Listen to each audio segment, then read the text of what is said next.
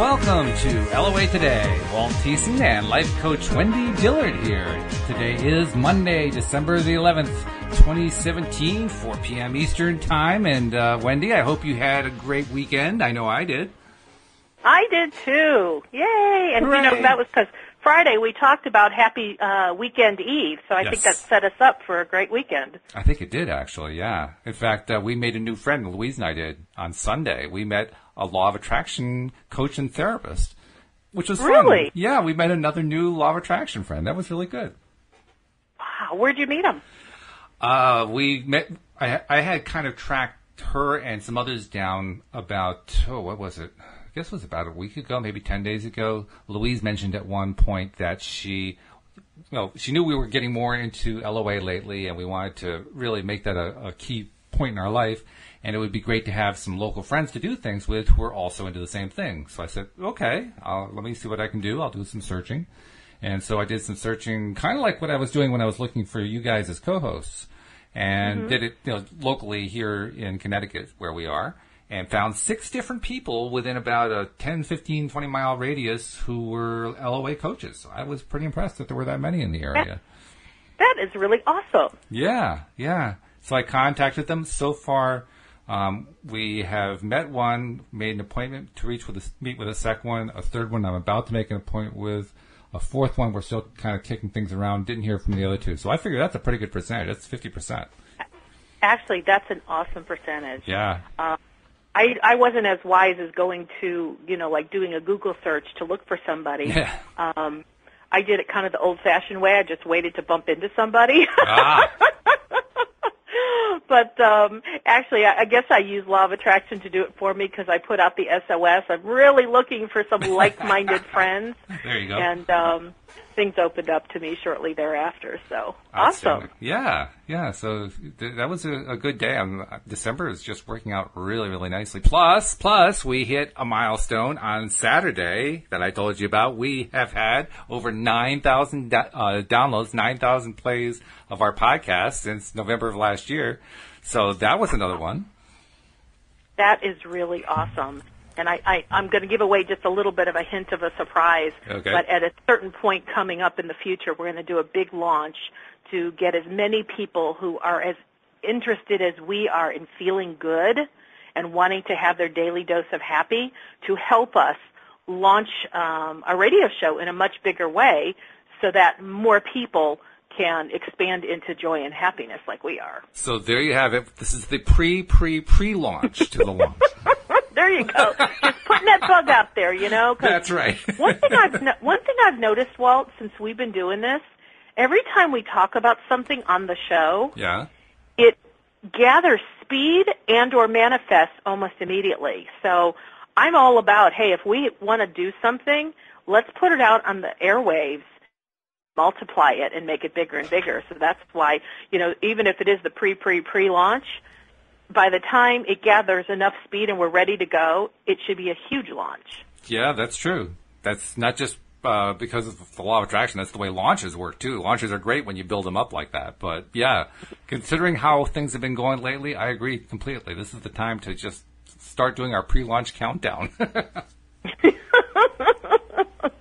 We just got to get our ducks in a row amongst ourselves, the co-hosts. And then once we know what we're doing, we'll start putting the messaging out. Well, actually, we're not ready yet. I mean, don't anybody just start telling people nilly-willy that, if they want to feel good. Ha-ha. Of course we want them to do that. But we'll do a big launch, in a more formal way at some point in the very near future. Yes, right, in a very near future. And the fact that we're saying this to you right now, it's a secret. Don't tell anyone the secret. Good thing I don't believe in secrets. Share those secrets left, right, and all over. The only secret I believe in is the movie. Other than that, forget it. Anyway, welcome to your daily dose of happy. And well, I have something fun to talk about that happened over my weekend. Sure, yeah. So I told you before the show I was going to go refrigerator hunting because mine is looking like it's coming to the end of its life. Aww. And so before that happened, my girlfriend, who's staying with me right now, she and I went out and got something to eat, and we both have our cars on my driveway. Okay. And so it's kind of like her car's parked a little bit behind mine, but over to the side so I can pull out separately. Sure. And so, it's a natural thing that because she drove to the restaurant, that we walk past my car and we see it. Mm-hmm. Okay. And the reason I say that is it'll make sense in a few moments as to why you need to know. I always look at my car as I'm walking past it. So we go to the restaurant. We come home. She pulls up in her normal space in the driveway. We walk by my car. Don't think anything of it. We both come in the house. I change shoes or whatever. And then I said, okay, I'm going to go head up to get the refrigerator. And I walk out of my backyard, which is how I exit toward my driveway. Okay. And I look at my car and I thought to myself, oh my gosh, the side windows are so clean. Like, how did that happen? I haven't washed my car in a while. And I looked. My windows weren't clean. My windows were rolled down. Mm-hmm. And I went, I don't remember this. So I walked around to the other side of my car, and the windows on the other side of my car, all 4 windows were down, and my moonroof was open. Okay. So I had this momentary, oh my gosh, what's going on? And I've looked and like there was no broken glass. Good. And I opened up the car and I looked, my glove box still had all of the things that go in there. It's like nothing was touched. Okay. And so almost like I needed a witness, I go in the house and I call my girlfriend and come out and I said, you just got to see this with me. And so we both stared, and she's like, what on earth? And I said, I know, that's what I'm saying, what on earth? And I went, when we came in the house just a few minutes ago, my windows were up, weren't they? She goes, yeah. And I said, because I think if they were down, I would have noticed. Not to mention, I hadn't driven my car in a couple days, and I never leave my windows down. And so she and I just kept scratching our head going, what's going on? So we look at our neighbors, and all their windows are rolled up just like normal. And so I said, I believe there is a message from the universe here for me. Mm-hmm. I don't quite know what it is at this moment. Roll up your windows. No, sorry. I didn't mean to ruin the story. No, what did you say? I didn't hear you. I said the message from the universe was roll up the windows. Oh, if it was only that easy. Yeah, right. So she and I both, this is the kind of almost weird normal thing in our lives. And so we both said, let's spend some time thinking on this. So she goes back in the house, and I get in my car, and I put up all my windows, and I put on Abraham in the CD player, and I pull out, and I head off to, wherever I was going to look for a refrigerator. Sure. So while I was driving around, I was just asking questions. And this is my normal protocol for how I live my life and how I get. Are the windows open some kind of a message for me? And I felt yes. I'm like, okay. And I'm like, where can I go with this? And so I just kind of was rolling it around in my head, and I went, well, all windows open. It feels as though either something's being let out or something's coming in. Okay. And I kind of asked, and I was kind of getting a feeling like, yeah, I'm on the right track with that statement. And I went, okay, well, what's next? And I went, so is it coming in or going out? And I got, it's coming in. And I said, okay. So I couldn't go, like nothing else was coming after that. So I go in, I do my shopping, and I come back out and, again, pop in Abraham, because there's nothing like a way to up your vibration than listening to Abraham in the car. And so I'm listening to Abraham, and all of a sudden there were key phrases, and not that the phrases right now are coming to me, but there were key phrases that Abraham was saying that were just resonating with me. And I was kind of sensing this goes with all my windows being open. And wow. So then I all of a sudden felt like I was in a place to get this answer. And I said, okay. And I tuned in, and I don't know how to describe that except in an internal focus for being open to receive. Okay. And that's what I got. I am now wide open to receive. Oh, and I see. So the car windows was a metaphor. Yeah. Okay. All my car windows were wide open. And I'm like, oh, and this was so exciting. I'm like, I am wide open to receive. I have goosebumps even as I'm saying it. All weekend long I kept going, I'm wide open to receive. I'm wide open to receive. Because Abraham's been talking about being in the receiving mode, mm-hmm. where you receive the impulses the information, the action items, inspiration to move forward on certain things that you've been dreaming of and desiring. And like right now I'm hearing on all four cylinders. I'm wide open, like on all four cylinders. I don't know what kind of a car person you are, but I understand car speed. Yeah, I understand the purpose of cylinders, so I think we're okay there. Autocrossing. And it's like I understand what all the throttles are wide open. You give it fuel, and boom, it goes with nothing to hold it back. And that was the message I received this weekend for me personally, that I'm wide open, ready to receive. Well, then you should be starting to get hit with all kinds of terrific stuff that you've been asking for the longest time. If you're wide open, it should start flowing in. I am. And I'm very aware, because like I have three I don't like the word issues, 3 topics or subjects in my life that I am looking for really big change. Okay. One is my career, one is a romantic relationship, and one is my body. I want things to change within my body. Okay. And I'm seeing little changes on all 3 of them.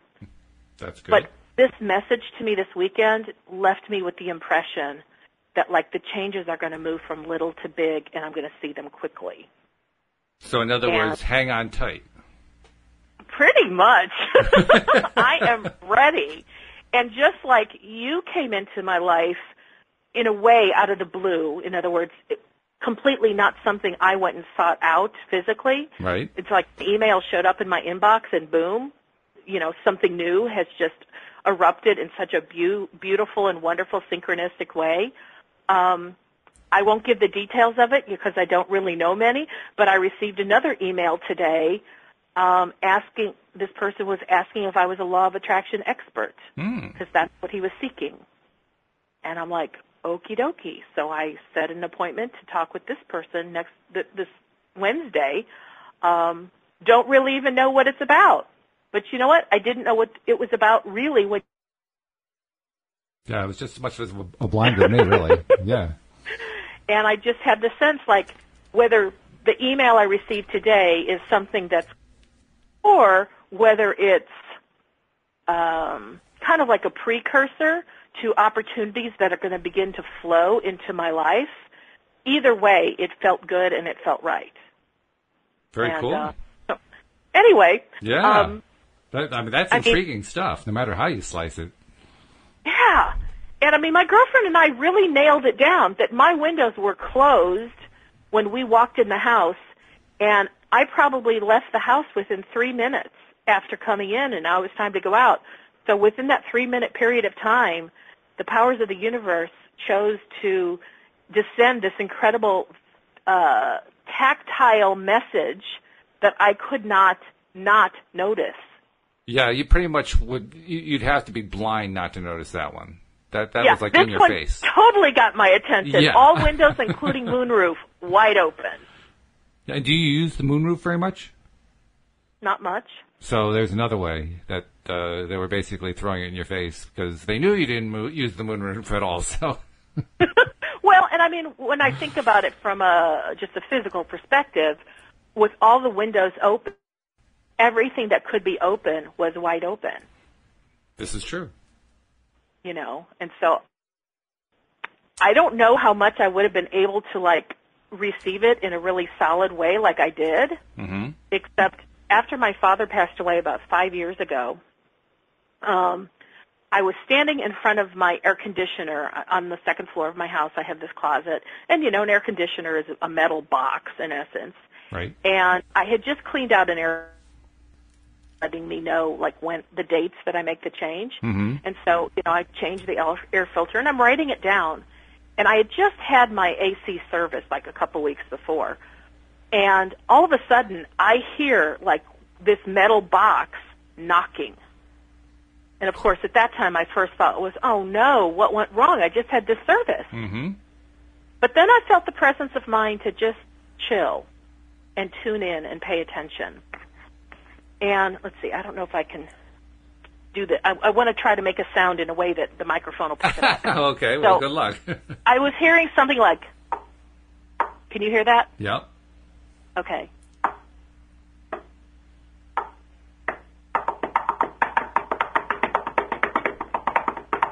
And it went on and on and on, but with much better rhythm than what I could do with my knuckles right now. Mm-hmm. And it was like this beautiful drum solo. And all of a sudden I went, oh, that's my father. Because he was a drummer in real life. But he hadn't drummed for probably the last 25, 30 years of his physical life. He wasn't physically capable.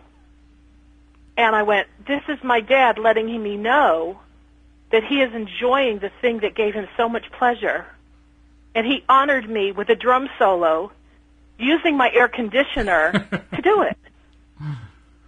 Using whatever tools are available. Yeah. I mean, not something that I think is common for most people's life experience. No, I don't think so. To recognize what it is. I think those things happen a lot. And because in that moment, when my dad did the drum solo, I knew exactly what it was. And I really connected with it. And I got such a resonance within my whole being that, yes, my father was letting me know he was happy and joyful and he was having fun drumming again. So because I had that incredibly awesome experience, when I just had the experience this weekend with all my windows wide open, I didn't freak out. Instead, really the first place I went to after I went, okay, there's no broken glass, so there was no foul play, was, oh, this is a message from the universe. And I haven't received the who sent it to me about the windows, but I'm not sensing that that's important for me to know. It was the message that was important for me to know. Well, especially if you've interpreted the message correctly, from that message, there's really no reason to need to know who that is, because clearly this is something that's synchronistic to what's going on in your overall life. It's not like you have to know who that messenger was. It could be a Western Union for all you care. Exactly. I mean, because I was even thinking, okay, the key fob has electronics on it, but there's nothing on there that does windows up and down. And even if a key fob could do that and somebody else drove by my alley and did it and it opened all my windows, I still know within every ounce of my being it's not how it happened. It's what's the message that it happened. And it got my attention. Yeah, messages like that, they're a little bit weird when they happen, but when they happen and you get that feeling, I know what feeling you're talking about, it's just sort of clicks and you say, whoa, what is that? I had that a number of years ago. It was actually shortly after my father passed. Speaking of fathers, by the way. And my dad was kind of a handyman. He would, he would take care of the yard. He would take care of all the stuff around the house and all that kind of stuff. Much more than me. I'm really not as handy as he was. He would mowing the lawn was really important to him. Let's put it that way. He wanted to have a lawn that was always in good shape. Not that it always was, but that's what he wanted. It was important to him. So one day after he had passed, I was out mowing the lawn, and this is in a house where we had about an acre, so I had one of these riding mowers at the time. And I'm riding the mower around to the back of the house and mowing the lawn and get to a part where there's like a little flagstone type path that leads up to the back door.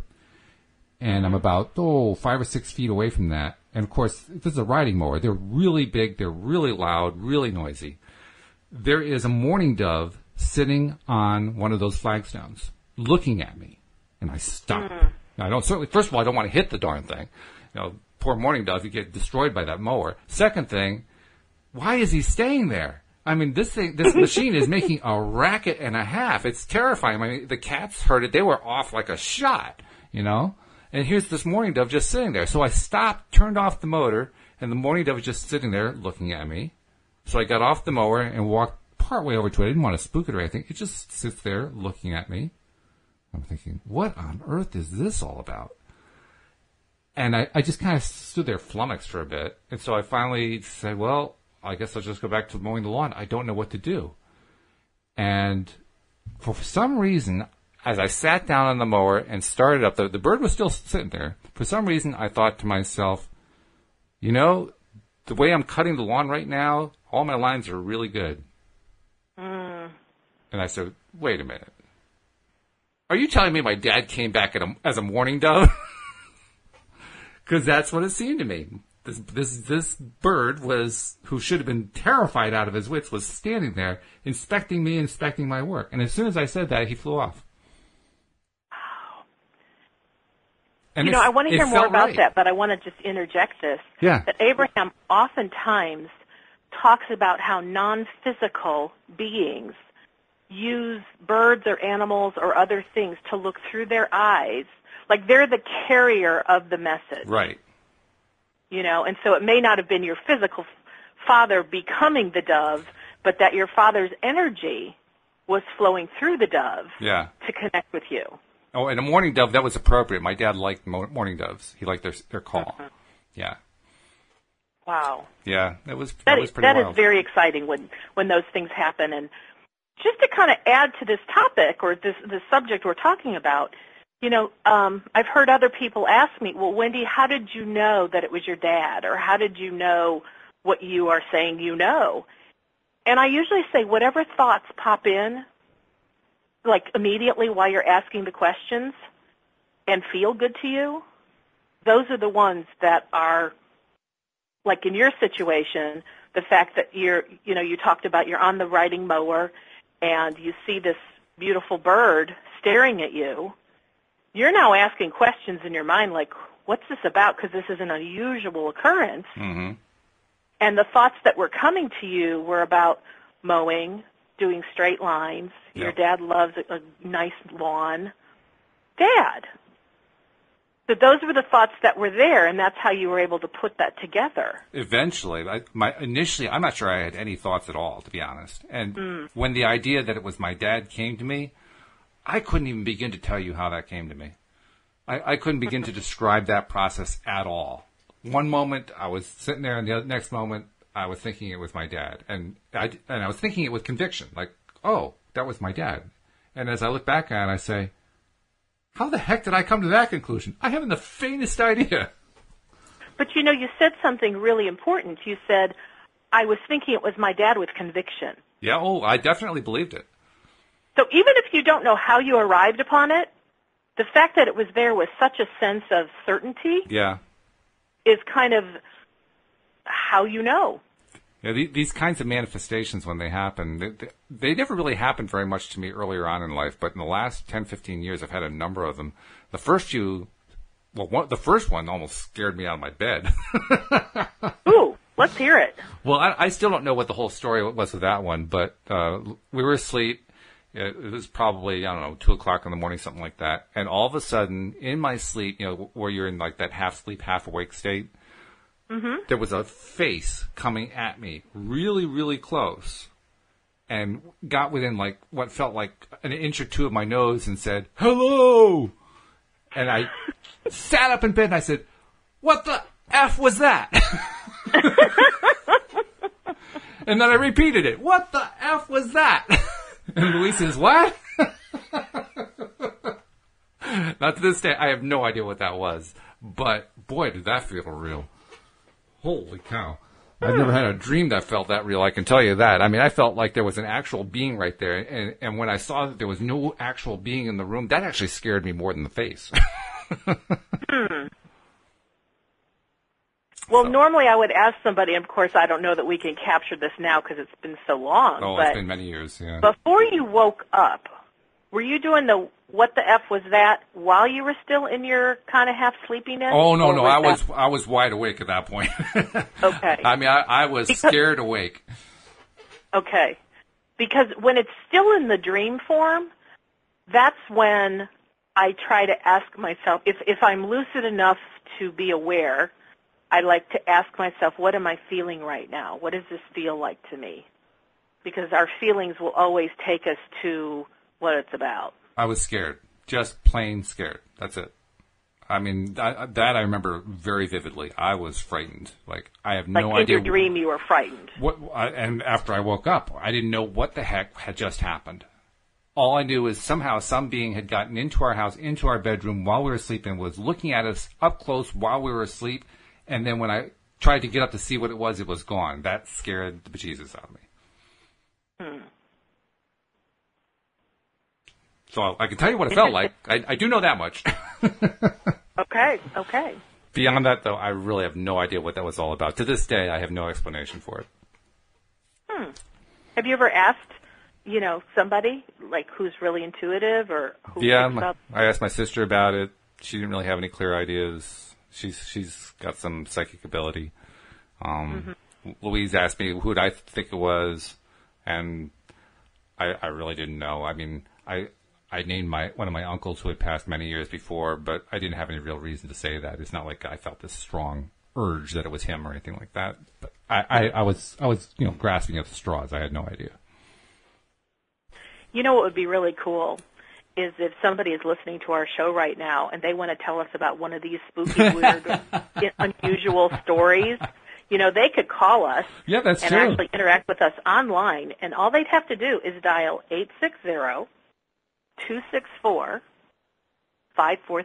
That's it. Yeah, we'd love to have a call if anybody's listening live right now who wants to chime in on this rather unusual topic. It's unusual because it's actually not the topic we laid out for the show. And yet, here we go. Here we are. It just goes to prove you could plan a show and it still doesn't come off the way you expect it to. I know. It's real. I mean, like, I have all these other ideas racing through my head. It's really on the topic that we're talking about, not the topic that we wanted to talk about. So, well, what else do you have? Well, a number of years ago, my younger sister had come over to my house, and she had come directly from work, and she told me that in the house, I may get some of this wrong, but, she's not listening, so it's okay. Don't be so sure. She was smelling the smell of cigarette smoke. Okay. But she's a smoker, so it's really unusual for a smoker to smell smoke. Yeah, I guess it would be, because their taste is muted. Yeah. Yeah, okay. And she was smelling it even in my house, and nobody in my house smokes. It's kind of a rule. If you want to come in, you don't smoke. Mm-hmm.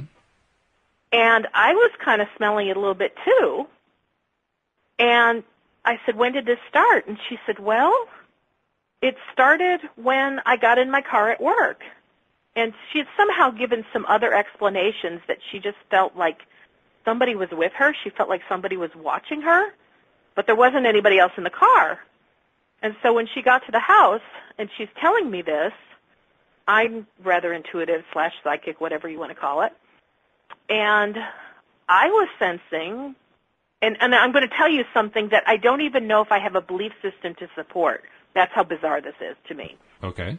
So I said, I'm sensing that there's someone who's crossed over or someone who's left their physical body, but they haven't made a full transition to the other side, and they're just like hanging out. They don't know what to do, like they're confused. So when you don't have anything else to do, you have a smoke. Maybe. That's a good idea. And so I just said to her, I said, let me have a conversation with him. And she goes, you're going to what? I said, it's kind of what I do. I don't know. I just, in my mind's eye, I just picture this being, and I just have a conversation. And I did, and the conversation kind of led me to believe that he felt very discombobulated, just like didn't know, wasn't like, there was no meanness or no like harm that I felt from this entity. It was just confusion. Mm-hmm. And I said, I think maybe what you're looking for is to know where to go. And I said, we're not in physical form. And there's a lot of love and joy waiting for you. Are you okay to let go and move toward love and joy? See, right now I'm saying this and I'm getting goosebumps. And I felt like this entity was kind of like, okay, kind of tentatively, not worried about it, but like sheepishly, like, all right. And I said, I will help you. And so I asked for guides and angels and anybody that was within our sphere that was aware of what was going on to literally take him by the hand and guide him to where he needed to go, where he would feel safe and love and peace. And it was kind of like in my mind's eye, I sort of saw this, kind of like something moving off into the distance, almost like, if a helium balloon is let up into the air and you watch it until you can't see it over the horizon anymore. Mm-hmm. It was that kind of a feeling and visual for me. And then I just looked at my sister and I said, he's gone. And she goes, I don't smell the smoke anymore. And I said, neither do I. And she goes, what happened? So I told her kind of what my conversation was in my own mind, with this entity. And she's like, whoa, I can't tell anybody this. Nobody will believe it. Nobody will believe it, yeah, right. But, that was probably, gosh, I'm going to guess 10, 12, 15 years ago. Mm-hmm. And she and I still talk about that sometime. And it's a touchstone point because in her personal journey of evolution as a human in this incarnation, she didn't believe in any of that kind of thing once upon a time. She didn't believe anything psychic, didn't believe anything that was outside of what you can, very much in a different place. And now when she talks about it, remember when I didn't believe any of that at all? I so believe in all of that now. Yeah, you hear enough of stuff like that, and you begin, if you were closed completely. Pardon me? If you hear something like that and you were closed to it before, you start to open up when you hear it multiple times, when you hear multiple different stories. Exactly. It doesn't really matter how much resistance you have. Eventually you start saying, okay, I keep hearing this kind of thing over and over again. What on earth is going on here? And honestly, it wouldn't even surprise me if that was set up as an incident in her life to help open her up maybe to non-physical things. My sister was the one who first started introducing me to stuff like this, and within, I can't remember exactly when she started doing it. She was involved in an organization called the Church of Two Worlds, starting, I'm going to say, 20 years ago, something like that. I think it's about the time when she started telling me this stuff. And ever since then, my family's had a number of different things happen. I've had things happen. My wife, lots of people that we've been in touch with have had similar kinds of events. So you have enough of them, and you start to say, well, there's got to be something going on here. either we have mass psychosis going on, or there really is some connection going on to the other side. One or the other. Well, and I'm so grateful that my sister opened up to trusting that there are messages outside of our natural senses. Because when her husband passed last year unexpectedly due to a stroke, he was 17 days in the hospital. And, of course, this was something that was devastating to her emotionally. But I think what kept her not from just completely falling apart was she knew she could communicate with him whether he was conscious or not. And he went in and out of consciousness while he was in the hospital. And, I was emotionally with her, whether physically present or not, where we talked constantly. And we talked more about non-physical things than we did physical things. Because she couldn't, from the time he went into the hospital, he never spoke with her again because he was not in a state to do so. Right. And yet she's very aware of conversations that they had together while he was in the hospital. And even in his, ultimate passing,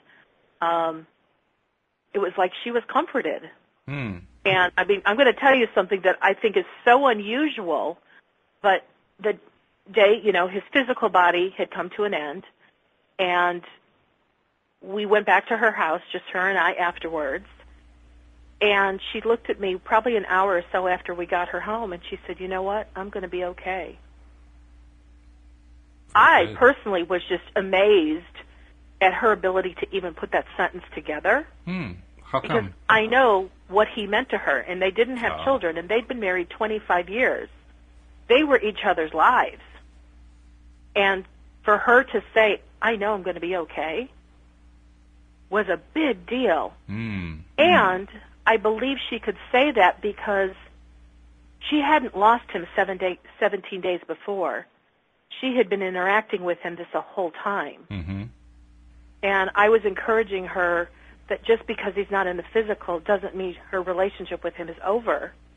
And it did take us a little bit of time as she went through some of just the normal process of not having the person you adore in your physical presence anymore. Sure. Of course, that was an adjustment. Of course. But I helped her get to the point, and other people helped her as well, where she has had multiple communication with him in some of the most unusual and fanciful and exciting ways that she knew it was him because nobody else knew certain things. Right, yeah. And it's like if you want to talk about a convert, she's a complete believer in life after death because she knows she's continuing to communicate with him on a very regular basis in very tangible ways. Yeah, you have experiences like that, and it doesn't really matter what society at large believes. You believe, and I believe. I didn't necessarily believe before my father died. I believe now. My father passed in March 2008, and within a few days after he passed, my sister, who I mentioned has some psychic ability, she went with my mom to church, and it's a what's it called? Congregational type, United Church of Christ, so Protestant church. And they were in the service, and I guess the minister was giving the sermon or something like that. And anyway, in the middle of the service, my sister started to get a splitting headache, really bad migraine-type headache. And she has had enough classes with psychics and so forth to understand that when an event like that happens, you want to pay attention to see, are you getting a connection of some kind? So she had the presence of mind, said, okay, that must be what's going on here, put it out in her mind. Is there somebody there? And immediately got a yes answer. And so her first thought was, Dad, is that you? And got another yes answer on that. And my sister, I have to give her credit, she has the ability to think fast in situations like this. So what was the question she asked next? What's it like on the other side? You can tell it was a burning question, right? And the answer that came back, this is what convinced me that it was real. The answer that came back was festive. Now, you have to understand my sister and my dad in order to understand why I found that to be convincing.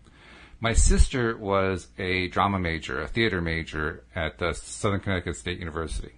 And my dad, well, he did participate in local theater, but he was anything but a dramatic kind of person. He was a gregarious person, a very friendly person, also a very private person. But my point is, festive is not a word my sister would use. If my sister wanted to describe a happy situation, she would use superlatives.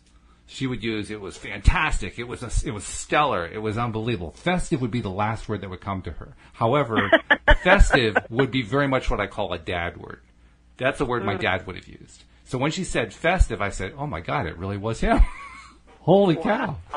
And there was no way, there's no way that she could just plan in advance saying, oh, I'm going to tell him the word festive because that's going to convince him. She didn't even know what the test was. She didn't know there was going to be a test. So there was no way she could have, pre-planned that or anything like that. It was just one of those things. As soon as she said it, I knew it was true. Well, we had a wake the following, I think it was following Wednesday or something like that. We all got together and went to the church for the wake. It wasn't a funeral, it was just a wake.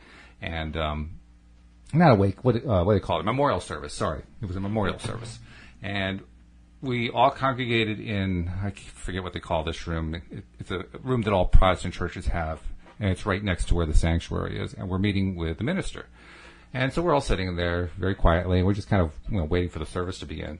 And it's my brother, my sister, myself, my wife, my niece, Michaela, and my mom. I think that was everybody who was there. And we're just sitting there quietly and just chatting and so forth. And it occurred to me, finally, after being there for about 10 minutes, we were there to be consoled by the minister. The funny thing was, none of us needed consolation. Oh, so the purpose you were there was to be consoled, but you didn't need it. None of us needed it. We were all convinced he was fine. Now, you have to also understand how he died. He had Parkinson's disease, which is a horrible disease, and you ultimately don't die from it. You die from complications associated with it. But in my dad's case, without telling too much of a really miserable story, he starved to death because he couldn't swallow any food. So, he got past all that part, and so we felt, oh, good. Thank goodness he got past that. And then we get this message from him a few days later that everything's okay and that he's in this festive environment. It's like, okay, well, then there's no problem. That's great, And the minister is looking around the room at us, like, giving us this look. And I'm saying, what's he looking at? It finally occurred to me, he didn't understand our reaction. Oh. He didn't understand what was going on there. And when he gave his... what do they call it? His talk about the deceased and so forth. The eulogy? Eulogy, yeah. When he gave his eulogy, he said he was amazed at how strong and very impressed by how strong the faith of our family was. Now, you have to know our family in order to understand just how silly and funny that is.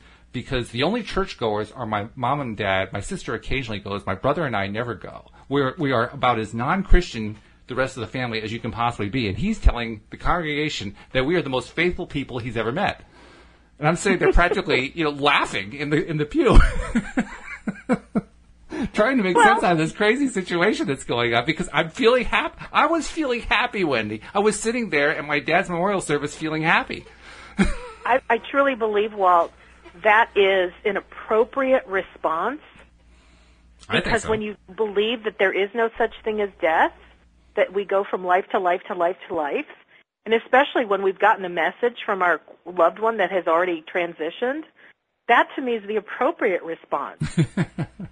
When my father passed, I was the only one in my family that didn't shed one tear. Really? And I never did. Yeah. And I mean, my coworkers were trying to console me, and it just felt weird because I'm like, I don't need to be consoled. I don't even want to talk about this subject. Because what do they want to do? They want to tell me about every death in their family and how they handled it. And I'm like, I don't want to hear about your dead loved ones. I can identify with that, actually, because I did my grieving before my dad died. Mm. And Louise can confirm this. There were a number of times where I was just breaking down in the weeks and months leading to his passing because I knew that I wasn't going to be able to have my physical conversations with him and hug him and share he and my mom lived on a lake in Virginia, so share experiences on the lake and all this kind of stuff.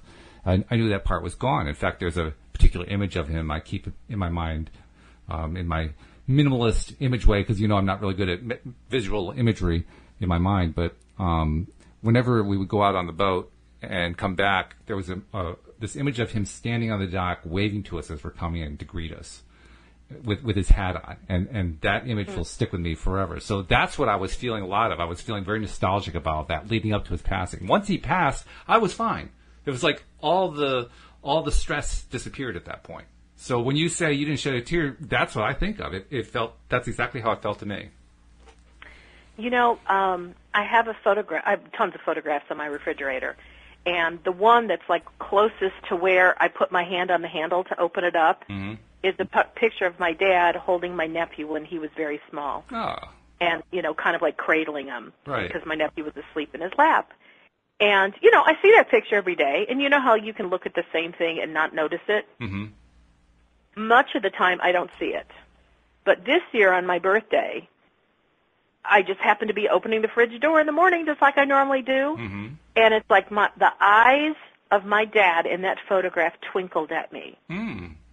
And it got my attention, and I just looked at it, and I'm like, Dad? Because I was asking, like, Dad, are you present? Right. And I got happy birthday. I was like, that is so incredibly cool. And I feel so pleased and happy for myself that I've developed these skills, because I believe we all have them. It's just a matter of, do you accept them, and then will you, actually do the work in order to, practice it? I'm so pleased that I am where I am, because I can honestly tell you I have such a good relationship with my dad now that far supersedes the relationship we had when he was on this physical plane. Wow. Wow. I would say for the majority of my adult life, we really didn't hit it off very well. And there were more obstacles between us than there were things that would cause a bridge for us to really communicate in a way that was really receptive and responsive. Mm-hmm. And even though in his last years things were fine, it just, he was in such a bad place physically, he didn't want to see anybody. And I don't blame him. Mm-hmm. And so the joy part for me is now that he's not in his physical body, he's not hurting anymore. Right. It's like he and I are able to communicate in a way that is just completely free of resistance. Yes. It's completely free of the things that the two of us disagreed on. Mm-hmm. He loved to go down the political road and talk about what's wrong with every Tom, Dick, and Harry in the political scheme. And something I know about, yes. Yeah, and I just felt I don't want to talk about that because we're just going to add to what's not working. Right, exactly. But to me, that was not a topic I wanted to ever discuss. And so, but that was like, you know, he had nothing to do because all he could do is hang out and watch TV or be at the computer, and his whole world was watching CNN. Wow. Yeah.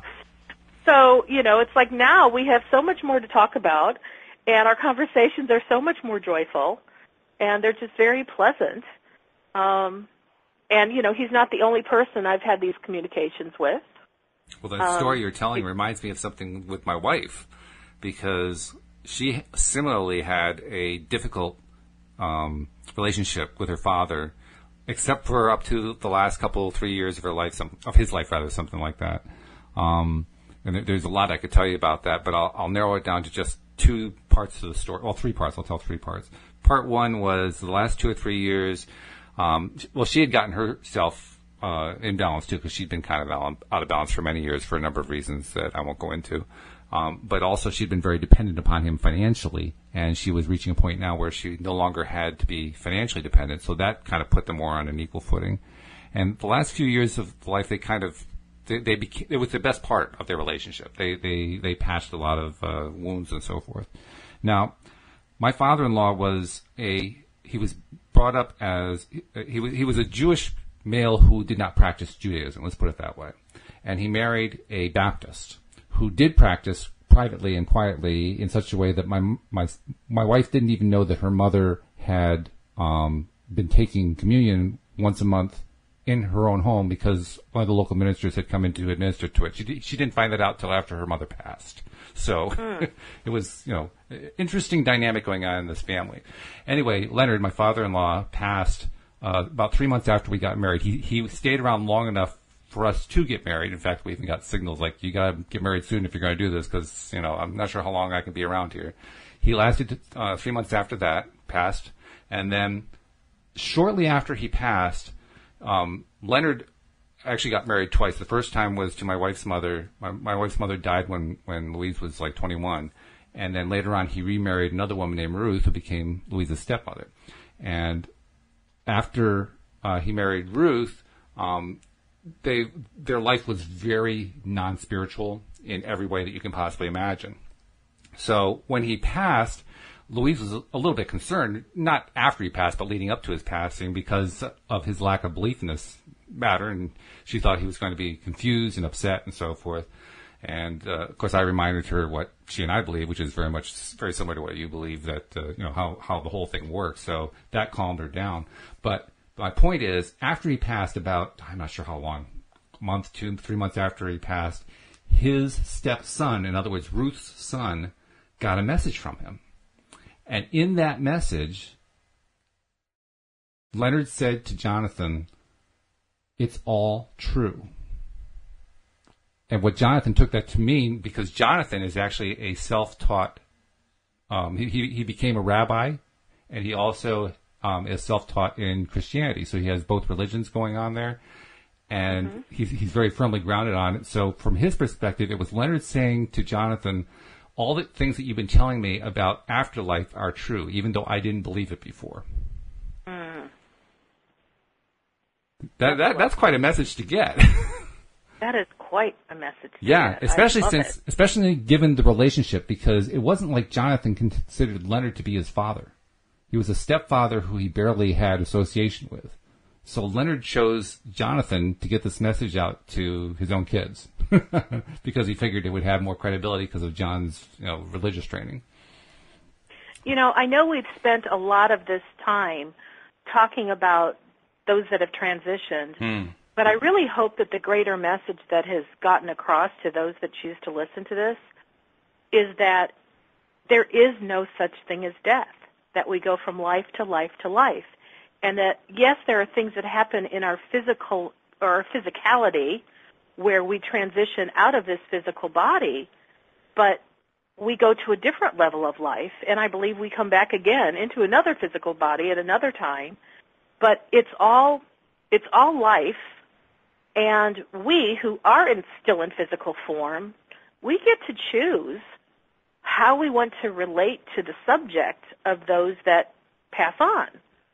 You know, is it going to be a time that we choose to mourn and grieve and feel as though life will never be the same? Or will we choose to know that we can continue to have those relationships with those that have passed over, and in some cases, like with me and my dad, have an even more improved relationship? And one of the other great things that I love to know is that because when those that are close to us transition into non-physical, they now have a vantage point where they can provide information for us and encouragement and inspiration in a way that they couldn't even when they were in physical form. Yes. Like my business partner from many years ago when I had a costume manufacturing company, he didn't pass away while we were in it. He passed away, after we had let the company go. But he and I were very, very close. And what was fascinating is he came into a lot of his spiritual gifts after he had had a heart attack. Because in his words, something like a heart attack when you think you're about to face death, because he believed death was the end, right, that you start to make different decisions. And he and I had a really rough relationship. It was kind of love-hate, where he was either really sweet to me or he could be just a total jerk. Ooh. And it was very uncomfortable to be with him sometimes because he could be so cruel and so mean. And I knew, in a sense, he didn't really mean it, but that was just how he had learned how to respond to certain things. But I had to take myself out of his life for a while because I didn't want to be in that environment. Sure. Well, he had the heart attack while we were in a time that we weren't communicating. And when I later learned about the heart attack, he actually reached out to me. And I'm like, oh, my gosh, he's a softer, kinder, gentler version of himself that I've never seen before. And so that's when we really reconnected in a beautiful way. Right. But that's when his spiritual gifts started to show up. And he actually became, I don't know anyone who's ever done this. He became very medium-like he was reading the energy of people who'd passed over. Wow. But because he had this beautiful expertise in costuming, the way the information would come to him is he would recognize people in costumes or in historical garb. And so he might do a reading with somebody, and he'd say, well, I'm seeing this cane. It was probably from the 1860s, and he would describe it in detail, and they'd go, yeah, that's what my father had. It was passed down from his grandfather, and blah, blah, blah. And it's like that's how he connected to the other side, was through historical tchotchkes. Interesting. It could be a hat. It could be an old photograph, but it was something that had a historical reference. And everybody who worked with him, now that he was doing this psychic mediumship, was amazed at his accuracy level. And I never knew anybody who was a medium like him. So anyway, long story short, he had some physical things with his heart, and he eventually transitioned. And I didn't know he had transitioned, but I was in my car one day, and I was getting a sense that he was wanting to communicate with me. And I knew at the time he was in a hospice. And I just had the sense he was ready to go, but he was holding on. And I just called him by name. I said, Steve, and I just cried through this because I just felt him so deeply. And I said, if you're holding on because you think that any of us will be disappointed, let that go, because your friends and family, it's over for you. And we know that what's waiting for you, at least I do, is so much better than what you've got going on right now. So in particular, if you're asking for my approval or permission, you've got it. You can go. Now, I knew that was a very real conversation. And it was a couple days later that his loved one communicated with me text until a couple days even after that And when we reconstructed the time, almost within minutes that I had this conversation with him while I'm driving on the highway, that's when he crossed over. Ah, okay. All right. And so, I mean, it's kind of like there's nobody that can tell me that these things aren't real and that, you know, psychic ability doesn't exist. Because, again, I believe all of us possess the ability. But, you know, if you're afraid of it, you can't let it in. If you're open to it, it'll come in with flying colors. And it's like, you know what's funny? The topic today, Walt, was about expansion. Right. Which we never hit on and what just came to me. This is expansion at its greatest. Because when you let in your psychic abilities, you expand your world beyond this three-dimensional thing that we call physical life, and we expand into something that is so much bigger, and it is more about our essence of who we truly are than what our three-dimensional life can possibly hold. So, in essence, when I posed the topic of what is expansion and expressed in the description that I was looking for an answer, you're saying I just got my answer. Well, I don't know. Did you get an answer? I'll have to think about that one for a bit. I'm not sure how I feel about that, but it's intriguing. I will definitely admit it is an intriguing possibility. I still think I want to talk about the topic more, but if this was an answer, then I'm going to pay attention to it. Well, and what we said at the, you know, right before we went on is let's just see where it goes. We know what thought or what topic we have in mind, and we'll see where it takes us. And sometimes the topic is something you stick to, and sometimes you go off in a completely different direction. But, you know, what was coming to me is this is expansion in a way that we don't normally think about expansion. This is true. Yeah, that's not the normal application. Not even LOA circles really focus on expansion this way. And so that makes it an intriguing answer. You know, and this is expanding your thoughts, expanding what's possible, expanding the three-dimensional landscape to encompass so much more. Yeah. Like that's the true. expanse of all of who we really are is available to us, but how much do we let in is really up to us.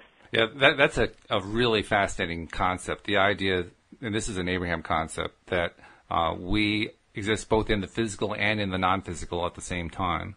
The image that I've created in my own mind to kind of make sense of this, you know, the board, the sandwich type board that you see at like the seashore, and it's got a scene that's painted on and figures without faces, and then you can stand behind it, put your faces in there, and they take pictures and all that kind of stuff.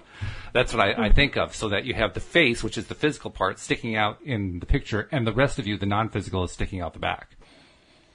So that's like the metaphor for what it's like to be both physical and non-physical at the same time.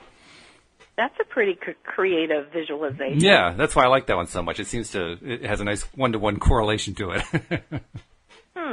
Yeah. So we have a little over a minute left before we part company after such an intriguing conversation. I don't think we've ever done anything like this one on LOA Today before. But and, you know, I'm wondering how we can expand our reach so that other people can listen and join these kinds of conversations. Well, that's easy.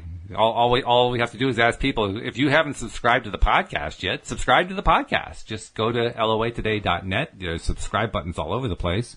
If you're on an iPhone, go to the iTunes store. Very easy. Or go to the podcast software that's built into the iPhone. Either one, just do a search on LOA Today when you get there. It'll pop right up.